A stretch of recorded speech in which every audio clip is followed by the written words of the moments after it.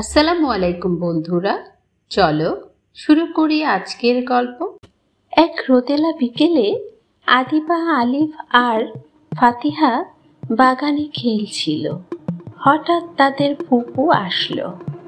ফুপু ফুপু, আজকে আমাদের একটা গল্প বলবেন?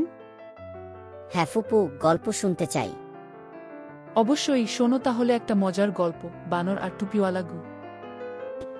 একদিন এক টুপিওয়ালা গ্রামের পথে টুপি বিক্রি করতে যাচ্ছিল। রোদ ছিল খুব গরম, তাই সে এক বড় গাছের নিচে বসে বিশ্রাম নিচ্ছিল। ব্যাগ ভর্তি টুপি পাশে রেখে সে ঘুমিয়ে পড়ল।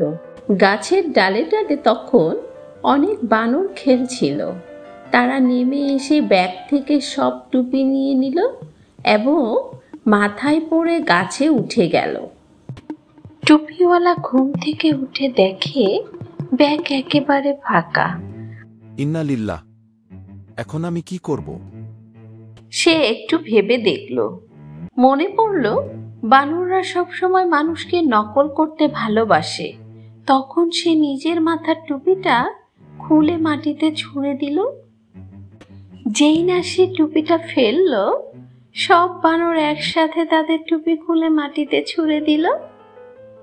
টুপিওয়ালা খুশি হয়ে সব টুপি কুড়িয়ে নিল আর হাসতে হাসতে পথ চলতে লাগলো। গল্প শেষ হলে আদিবা, আলিফ আর ফাতিহা সবাই হাততালি দিল।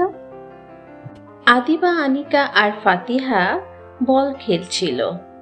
এমন সময় বাগানে খেলার মাঝে আদিবার বল হঠাৎ একটি গর্তে পড়ে গেল।